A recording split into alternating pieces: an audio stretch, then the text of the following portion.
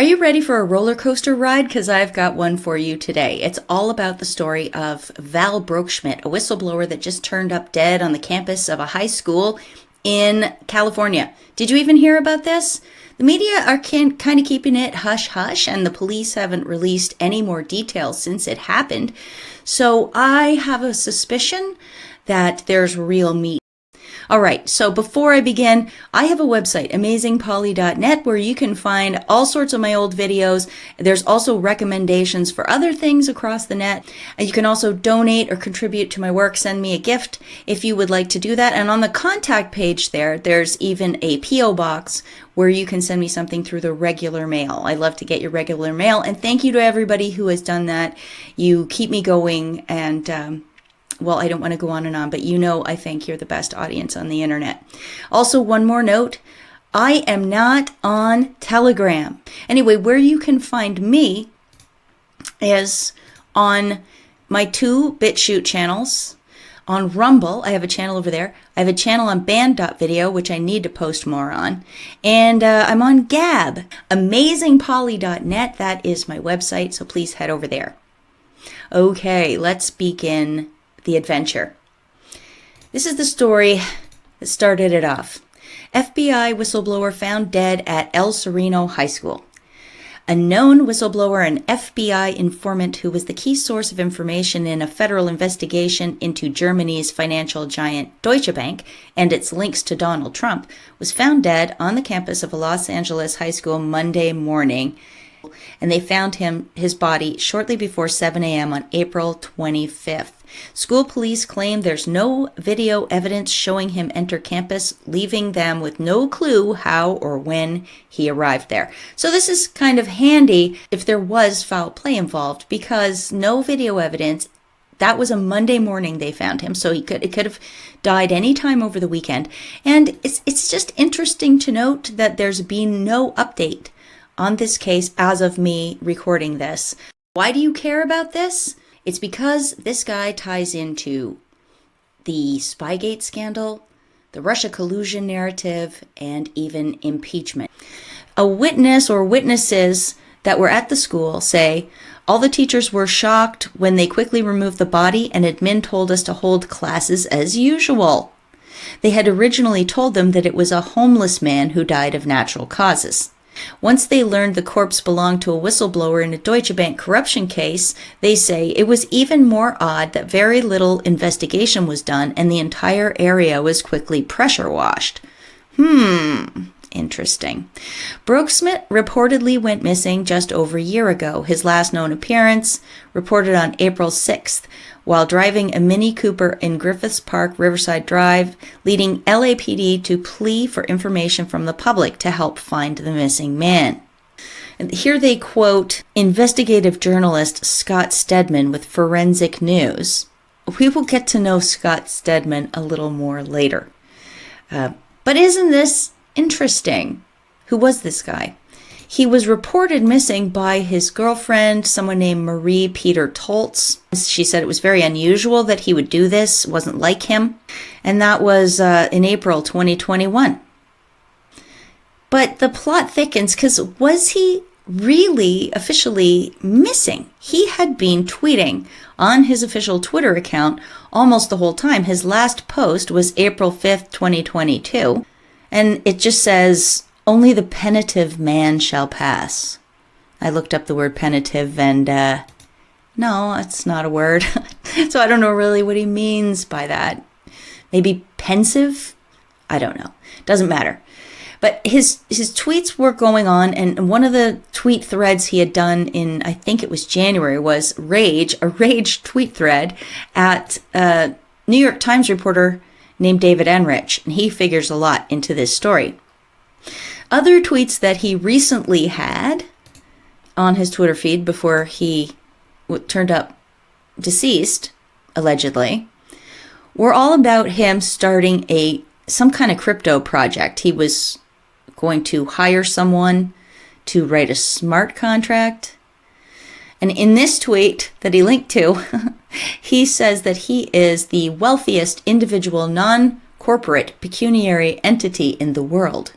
by creating a triad of tokens on the incognito blockchain.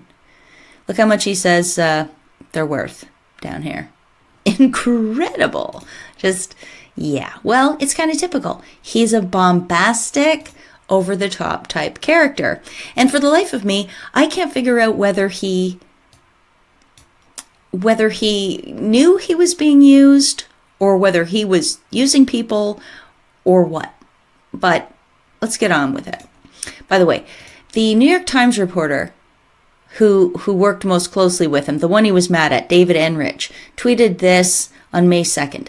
A week has passed since Val Brookschmidt's body was found on the campus of a Los Angeles high school. Little has emerged about how he died, etc. It still feels surreal. Like, what if this were a case of mistaken identity and he's actually alive?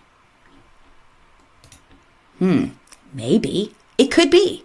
We don't know what happens with these whistleblowers, do we? They could be in protective custody or something like that. Or, it's possible he was taken out by the cabal because, as I said, he became a figure in the whole Spygate thing. But that's not how it all began. He never intended, or did he, to become embroiled in this sort of thing. It all started because his father, William Brookschmidt, was a Deutsche Bank executive who killed himself in 2014. And there was a spate of banker suicides at that time. Now, his dad, William Brookschmidt, worked as an executive for Deutsche Bank. Actually, sort of a spin-off thing from Deutsche Bank, some kind of advisory board. It's called DBTCA. And the story goes that one day, out of the blue, he got the dog's leash, a red dog's leash, and wrote suicide notes, got a whole bunch of Deutsche Bank paperwork in his hands, and hanged himself. And people came by, found the body. Val was there with his mother, and also another guy from Deutsche Bank showed up really fast, too fast apparently, so that raised suspicions. And that is what Val was focused on, he says, when he did this interview in 2016 for the New York Post. He says, could it be suicide by extortion? Could it be suicide by pressure, saying, if you don't do this, we're going to come after your family? I'm still trying to solve that blank puzzle, he says, to the New York Post in 2016. So he began, it would seem, by just looking for answers as to why his father committed suicide seemingly out of the blue. And then the story goes that at some point very shortly after his father committed suicide, he ended up finding a trove of documents in his father's computer. And with this trove of documents, he figured he could solve the puzzle. So he started phoning journalists and he reached out at some point to the Department of Justice through their online contact form, he says. And he said, I have all these documents. They might help you prove malfeasance through Deutsche Bank, and, call me. I can send them to you. But then they never did. Nobody ever got in touch with him for years afterwards. And that's when he got in touch with the New York Times reporter David Enrich. They had been working together on this story. And David Enrich was putting together this book, Dark Towers, Deutsche Bank, Donald Trump, and an Epic Trail of Destruction, which was published in 2020. Before that, though, David Enrich had already looked into the LIBOR scandal, which was over in the UK. It's the overnight lending rate, and they figured out that a handful of people were fixing that rate, and that therefore enabling a few inside traders to make huge, huge money on this. So it was a big scandal. And so David Enrich already was interested in Deutsche Bank and other bank issues. This was his area of expertise, and so it made sense that these two hooked up in light of the Deutsche Bank stuff, in my opinion. When David Enrich was working on this book about LIBOR, he actually was taken to court. The Serious Fraud Office in the UK said he was not allowed to mention any names. Now, isn't that interesting? Maybe there was an ongoing investigation that they didn't want him to interfere with, but in either case, David Enrich fought this in court and lost. So in his book I believe. He's just had to make nicknames for everybody. Okay? Now, David Enrich appears to believe that something about William Broeksmith's time at Deutsche Bank and all of these files where he said he was worried about fraud and all of this tied into the LIBOR scandal. But Val, in an interview, which I'll talk about later, vehemently, emphatically denies that his father's death has anything to do with LIBOR. All right. Well, look, it could have to do with a lot of things. There's millions of banking scandals, and his dad was a senior executive in charge of risk. So he would have been mixed up in a lot of these things. Was he mixed up with Trump and giving him loans? We'll see. We'll see a little later. Now, here's another story about William Broeksmith's hanging. And it's interesting here that it says his death has been declared as non-suspicious. Right away, they declared William Broeksmith's hanging of himself non-suspicious. It couldn't possibly be foul play, they said. Well, that's the same thing they said about his son, isn't it? So that makes me suspicious. And side note here, Anshu Jain and William Broeksmith were close, apparently. And Anshu Jain was co-CEO of Deutsche Bank at that time. Now, Anshu Jain has a brother, Ajit Jain, who was at McKinsey, which is a well-known, I would call it kind of a spook outfit. It's like a think tank / investment advice firm / it does a lot of things. It's very shady. And you'll find if you look into the backgrounds of a lot of the swamp creatures, they have ties back to McKinsey, including the Maxwell family. Anyway, Ajit Jain was at McKinsey and then was recruited away from there in 1982 to come and work for Warren Buffett, his Berkshire Hathaway organization. And he's been there ever since. All right, so as I said, both of these guys' deaths were deemed non-suspicious right away. Nobody suspects foul play. You'd think, okay, maybe the people that he worked with, maybe David Enrich, might say something's weird with this. And he kind of did in that tweet, didn't he? Like, what's going on? No, there's no update here? Is it mistaken identity? It's so weird. Remember we talked about Scott Stedman? That first article quoted Scott Stedman. Scott Stedman has been working with Val also to get these documents out, but only in regards to the Trump connection that might be there. Well, Scott Stedman, on the day that Val Broeksmith was found dead, he says, "My friend Val Broeksmith was found dead today. He was 46. He supplied me and other journalists with Deutsche Bank documents, blah, blah, blah. It is very sad." And right away in his first tweet, "I don't suspect foul play." Right off the bat, this guy from Forensic News, a certified anti-money laundering specialist, by the way, his pronouns are he, him, he comes out and says, nothing to see here, there's no foul play. Well, it just turns out that this case is of interest to the left and the right for various reasons. So in the comments under that tweet, it was very gentle, but a lot of people said, "Scott, it's a little early to be making that conclusion, isn't it? Why aren't you curious about what's happening?" And Scott got triggered big time. And he comes back the next day. "Everyone needs to effing stop with the conspiracy theories about Val. Or am I now part of some ridiculous fairy tale now, too, because I'm trying to save some dignity for my dead friend," he says. Come on, buddy. You are an investigative journalist. And I know that Scott knows about the risks involved in exposing especially banking fraud and Russian oligarchs, which is what Scott, is focused on, because Scott testified on April 7th, 2022. He testified about Russian oligarchs, the banking fraud that goes on, and their enablers. Mr. Soriano's UK lawyer, Shlomo Rekschaffen, emailed me and asked a question attempting to identify my father. More recently, Mr. Soriano's U.S. litigation counsel, Andrew Bretler, wrote to me threatening yet more legal action if I did not pay a UK court order for more money than I've ever had in any bank account.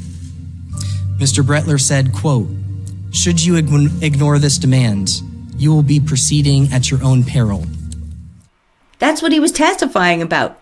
And then a couple weeks later, his source, Val, dies, and he freaks out and says that there's no foul play. Everyone shut up with your conspiracy theories.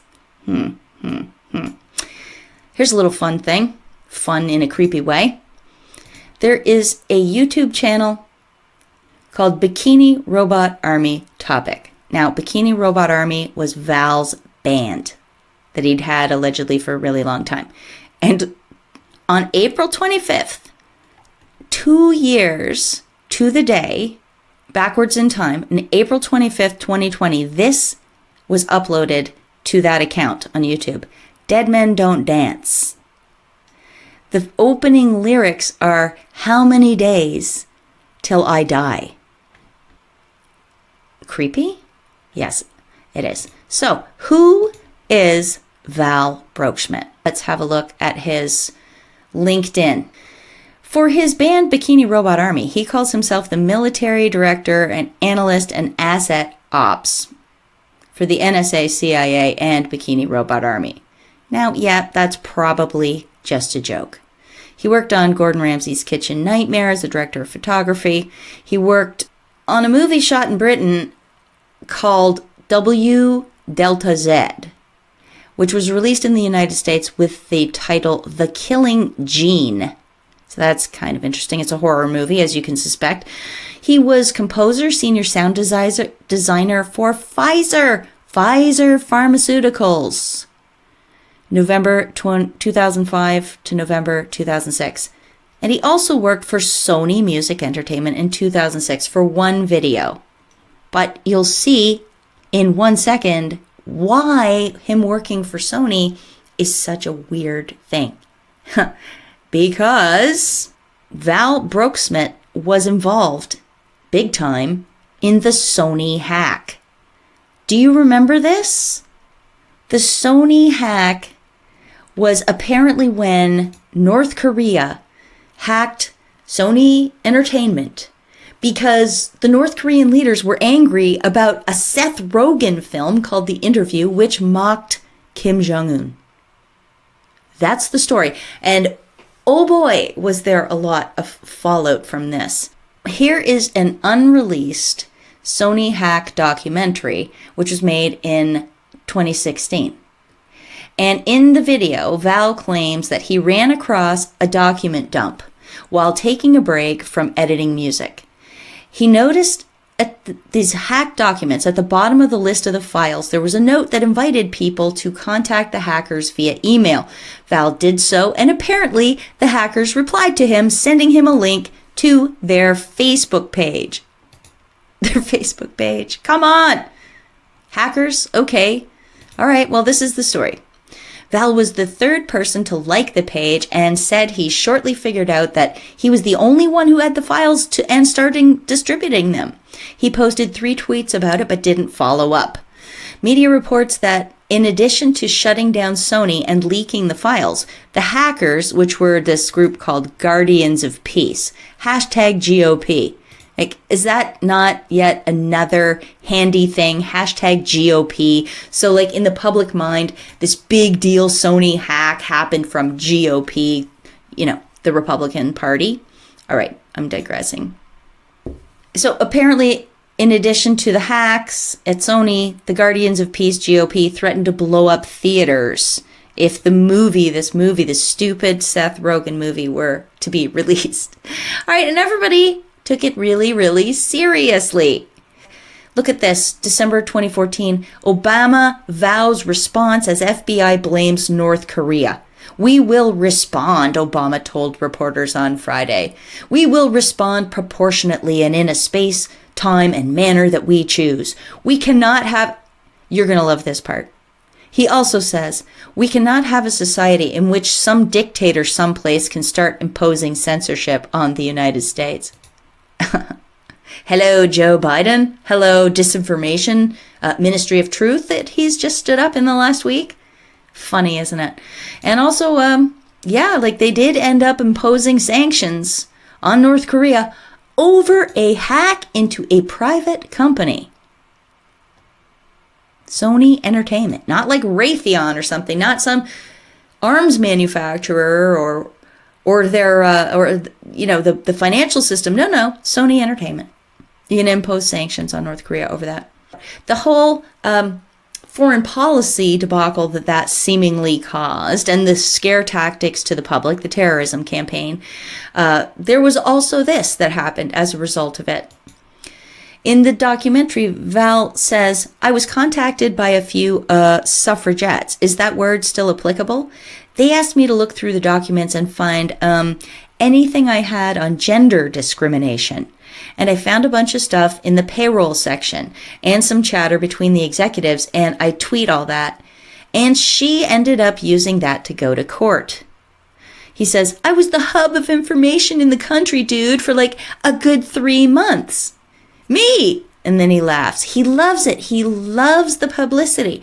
But in the meantime, like, look at all these stories that were out around the time about the gender pay gap in Hollywood. It was sort of the precursor to Me Too. You know, all like the women are going to take their power back in Hollywood and all this. And I can't prove this, but this might also have been coordinated to coincide with one of the biggest SJW blow-ups in the history of SJWs, which was, at least that affected the younger generation, which was the Gamergate controversy. And they both happened in the same year. Were they coordinated? I don't know, but this Zoe Quinn, who was the face of the Gamergate female side, claiming that the gaming industry was so sexist and it was terrible and really shaking things up in that regard. She ended up getting a movie made about her by Sony. Now, if you look it up, it's going to say a different company. It says former Sony exec makes a documentary about Zoe Quinn's life, but then just scratch the surface. And that company that this former Sony exec started is actually a subsidiary of Sony itself. I want to show you some of the other tentacles that come off of the Val Brookschmidt story. That's one of them, North Korea. But can you believe this? The lawyer that got involved with the Sony hack stuff and got in contact with Val and Twitter and told them to stop allowing this material to be put online is David Boies. David Boies also represents Virginia Giuffre against Prince Andrew in relation to the Jeffrey Epstein scandal. David Boies was also the lawyer in United States versus Microsoft. And in Al Gore, he represented Al Gore in Bush versus Gore. He was involved with California's Proposition 8 same-sex marriage bill. He was involved with the Theranos case. He was involved with tobacco companies and even Harvey Weinstein. It's my opinion that when David Boies shows up, there's deep state involved. It's just my opinion, of course. Yeah, I wanted to talk for a second about Val's band, Bikini Robot Army. When I hear that phrase, Bikini Robot Army, I actually think about this whole situation where Jeffrey Epstein was recruiting, and Ghislaine Maxwell together were recruiting beautiful young women to come to his island and, so the speculation goes, get powerful men into compromising positions. What would you call that? A bikini robot army, maybe? I don't know. That's what comes to my mind. So it's very ironic to me that Val Brookschmidt's band was called Bikini Robot Army. I mean, just the visual here of Epstein Island, and then there's Val's band. And look at some of the quote-unquote album covers. Now, they pose as album covers, but they're not, because Val's band was the first rock and roll internet file-sharing produced band. So it's all virtual. I shouldn't say all virtual. He did play some shows in London. I don't know if he ever played a show anywhere else, because he really doesn't have a band, as he admits in some of his interviews. He said, my band, Bikini Robot Army, me and my buddies, well, actually, just me. That's what he says. So what is this thing? There's a write-up about his band in the Portal magazine, which is an online rock magazine, supposedly. It's undated. I don't even know when this story ran. But look at this. It says that his music gained the attention of Keith Richards and Moby. And down here, it says some of his other special guests also include David Bowie and Andrew Jarecki. Okay, nobody's heard of Andrew Jarecki probably, but I'll get into him in a second. He's not a musician, first up. But yeah, these are some pretty heavy hitters over here that supposedly this little band nobody's heard of attracted the attention of, eh? I don't really believe it. And I don't know when this was written, like I said, but David Bowie died January 10th, 2016. So it had to have been before that, or everyone would know it's a lie. Some of this is going to come back later, which is why I wanted to introduce it to you. But for now, I want to go on to the more serious side of this, which is the banking investigation and the FBI involvement. Scott Stedman, a couple days ago, yesterday or whenever, May 3rd, tweets out, "Why are the authorities lying about Val Broeksmith's contact with the FBI? Whoever authorized that statement is lying, and it doesn't look good." And the statement he's talking about is this one. Beale acknowledged the 2019 New York Times article and said she spoke with FBI agents after Broeksmith was reported missing. They concluded it was unlikely that investigation had anything to do with Broeksmith's disappearance on April 6th. We know about the article. Initially, we thought it might be something, but we are fairly confident it's not the case, that it has anything to do with the information he gave the FBI, Beale said, citing the fact that years have passed since the FBI spoke with Broeksmith. We can't say with absolute certainty, she said, but we don't think it's the case. Val was reported missing in 2021. Scott Stedman was part of this interview in January 2020, where Val himself says they came out in February 2019. So already, yes, that is years. Only 2 years, but it's still years. So why is Scott Stedman so triggered? In this interview, in fact, Scott Stedman seems to be pursuing a completely different angle than Val. Val is more interested in telling the whole story, which doesn't have so much to do with Trump. But of course, Scott Stedman's whole gig is trying to tie Trump to some risky loans that are underwritten by Russia via Deutsche Bank. That's all he's interested in. And I have more to say on that in a minute. Scott Stedman doesn't really have a leg to stand on, and I think he wishes Val would play along more, but Val is just too interested in the aspects of the story that'll help him, and that's where we're at. And now I want you to get your deep state bingo card out, because I'm going to read a little bit more from David Enrich's Me and My Whistleblower article. Holy cow. Val was born in Ukraine. Ukraine! Anyone have Ukraine on your bingo card? His parents, Alla and Alexander, emigrated to Chicago in, what would that be, 1979. Their marriage collapsed. Val and his father landed in a homeless shelter. So the mother just took off, left Val with his father, and they ended in a homeless shelter. Then in 1982, Cook County, which is in Illinois, Chicago, took custody of Val and put him in a foster home. He was 6 years old. It was 3 years later when the mother got him out again, after she met and married the senior executive at Deutsche Bank, William Broeksmith. So he adopted Val. So now, do you have orphan on your bingo card? Do you have adopted on your bingo card? Foster system on your bingo card? And yeah, of course, the red dog leash that was found around William Broeksmith's neck when he allegedly killed himself. Bingo. You got any bingos?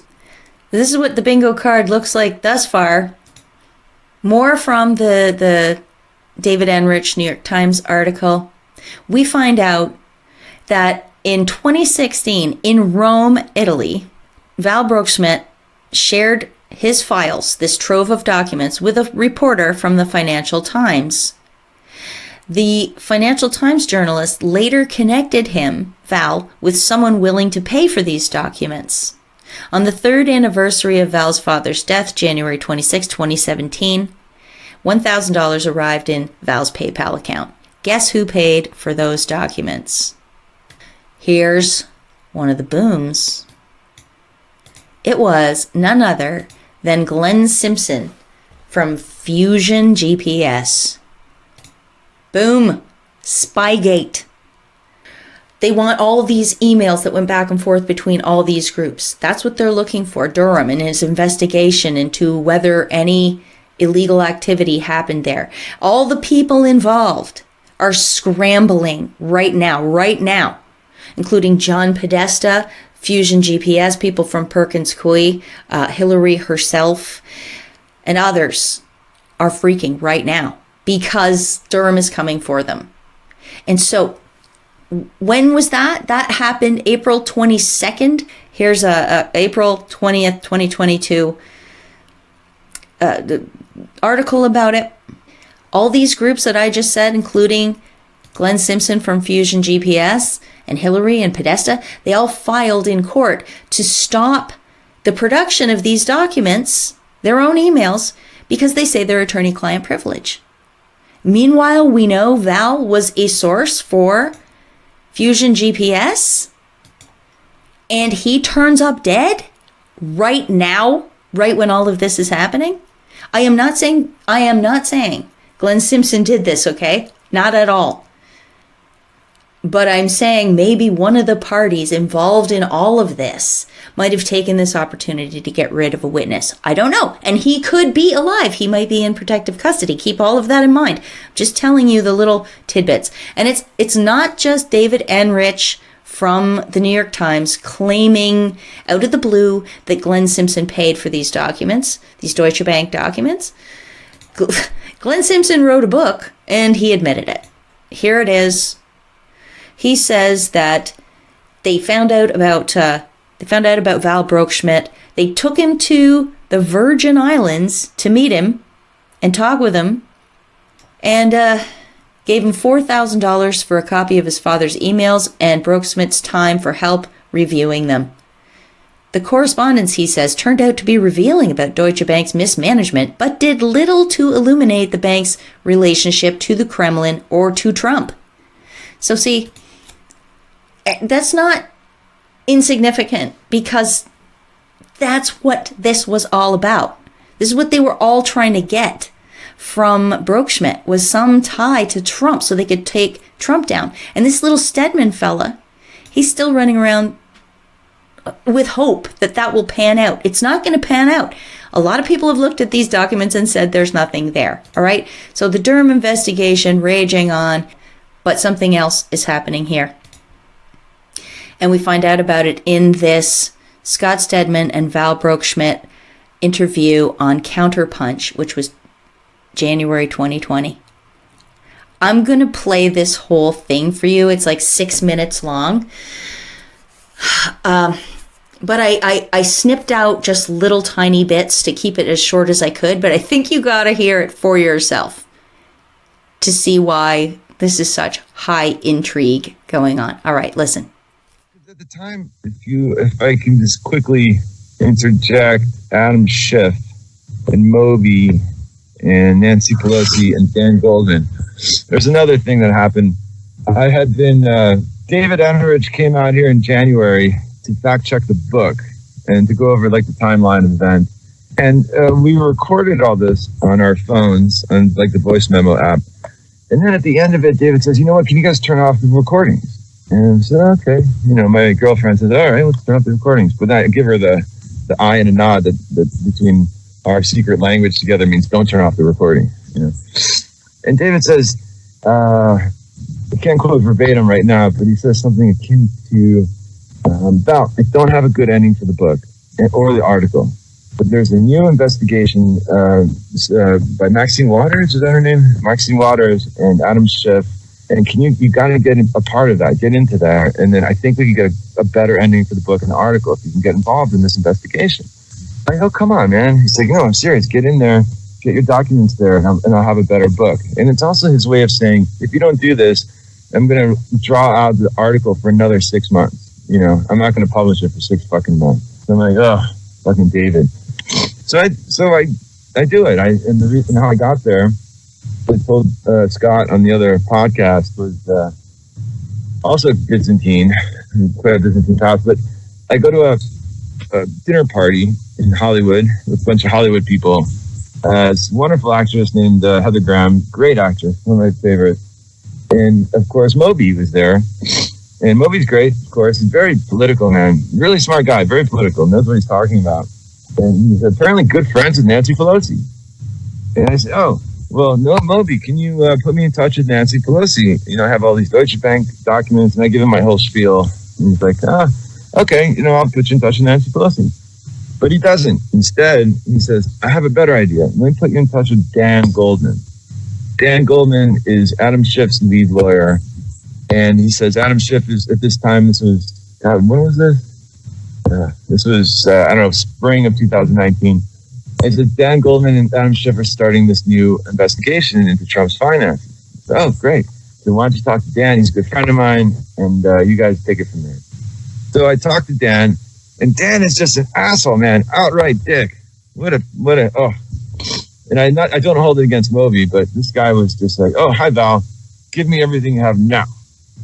No, I'm not. What do you mean you're not? Moby said that you would. But Moby did not say that. How about this? Put me in the room with Adam Schiff. So Adam Schiff's office is not far from where I am.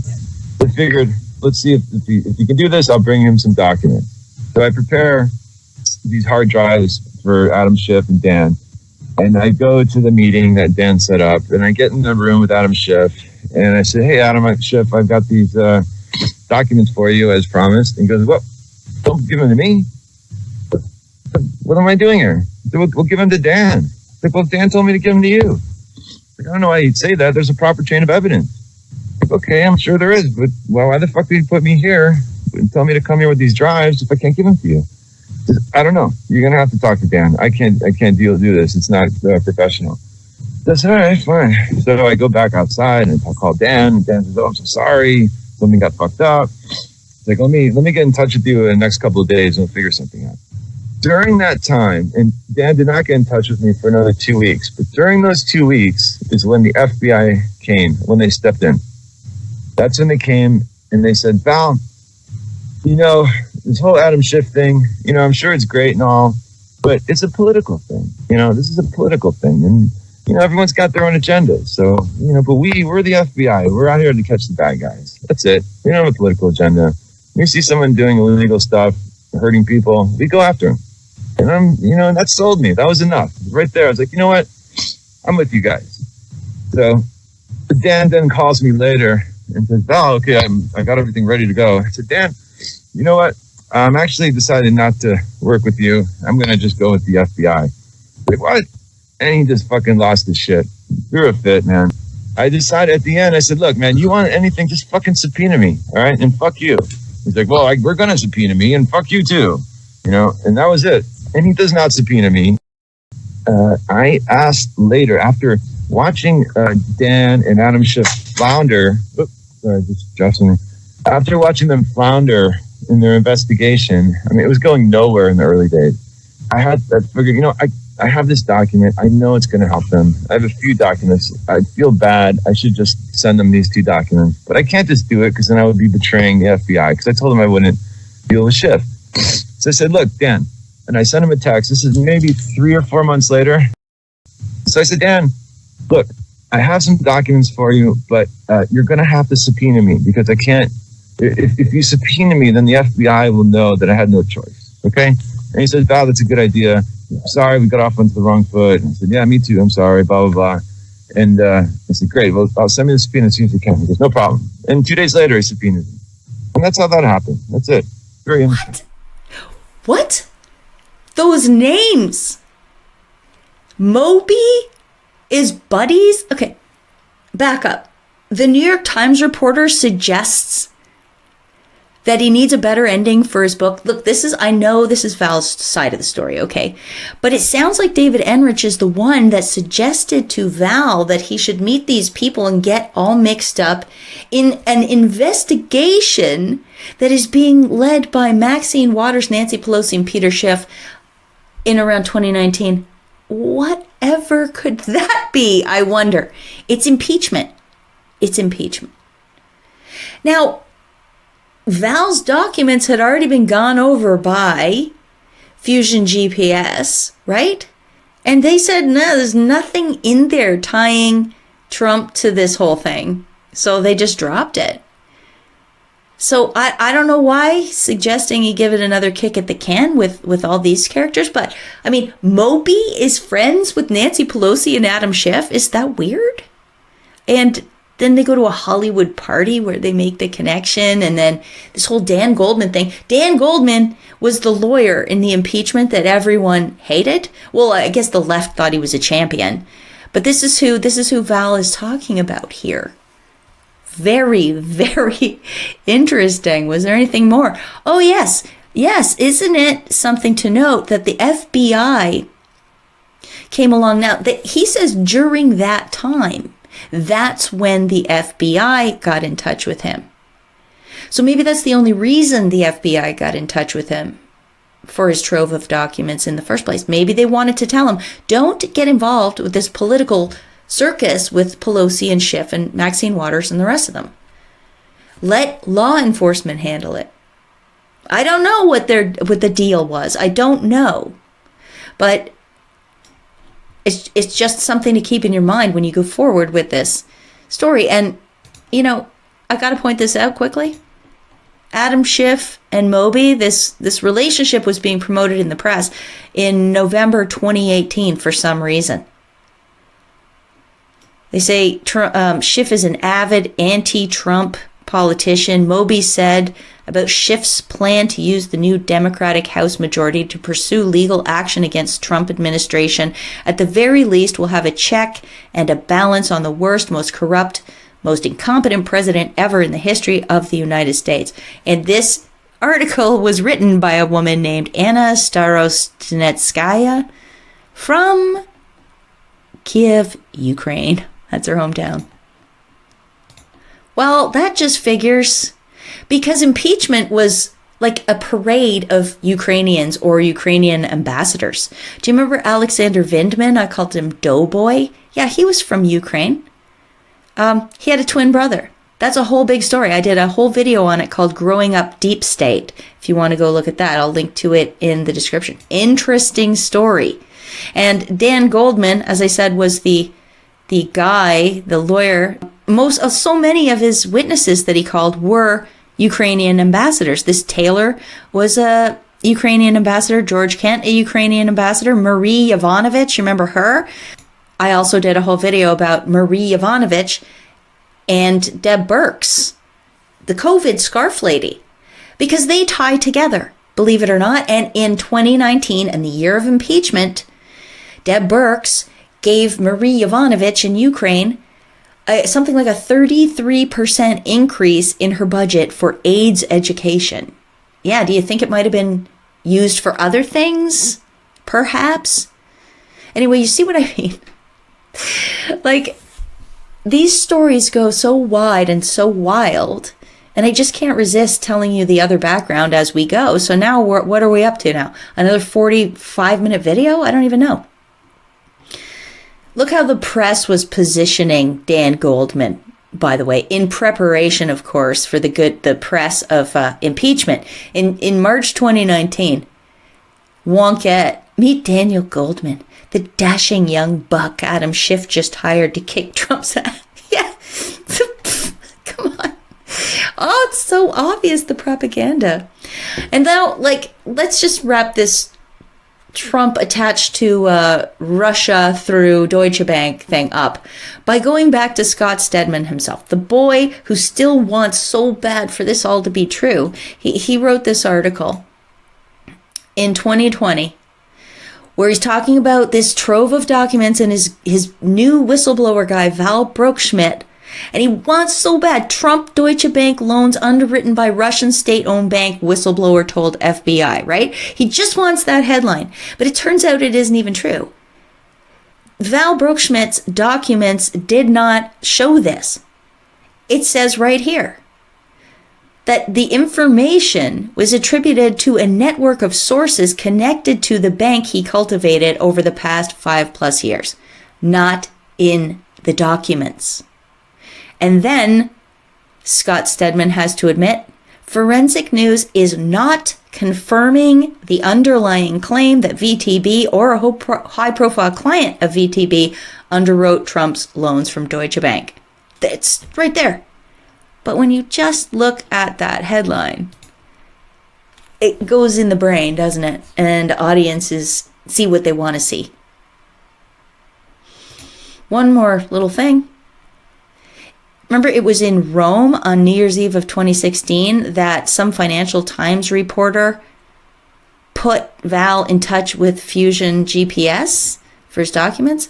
Well, it's just that other things go on in Italy with this whole Russia collusion thing that you should be aware of. For example, Tracy Beans points out that the FBI code name for Steele as a source was Crown, and he was delivering information to a Rome-based agent, Rome, Italy. So he's been handled out of Italy. And Joseph Mifsud met with Papadopoulos in Italy. This was also in 2016. So there was something going on connected to Italy there. Part of Val Brookschmidt's original documents that he got from his father's computer also had to do with the collapse of the world's oldest bank, which happens to be Monte dei Paschi di Siena out of Italy. It's an Italian bank. And one of the guys from Monte dei Paschi, David Rossi, was thrown out a window. Or was he? Was it suicide like they claim? This all ties back around to this rash of banker suicides, including Val's father, William Brookschmidt. So it's probably a lot bigger than Spygate, honestly.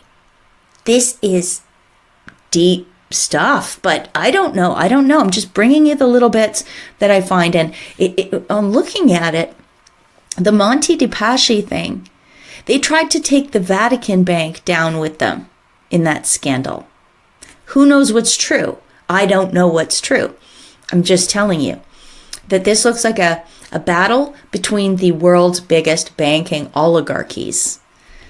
And now let's just check in on our bingo card. Oh, look, it's full. There's a lot of other things that could be put on a bingo card. When you've got a card this full, it really isn't surprising if you turn up dead. Or perhaps you have gone into hiding for real this time and will reappear at a later date.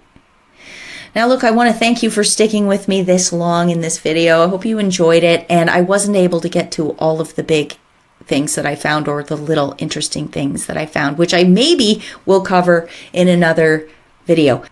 All right, I gotta leave it there, but I just want to say, you're not going to get this sort of information out of the mainstream media anymore. What's the mainstream media doing with this story, by the way?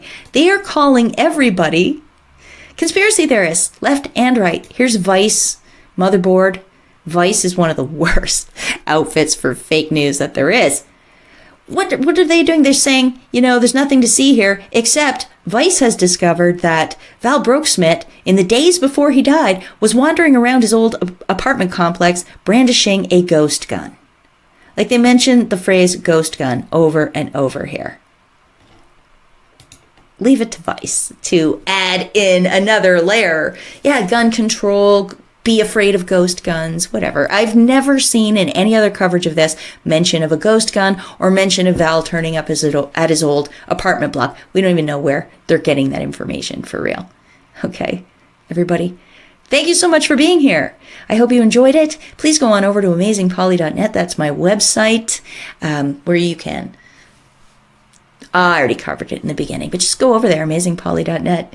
All right, everybody, I'm going to stop talking now. Thanks for being here. Until next time, peace out.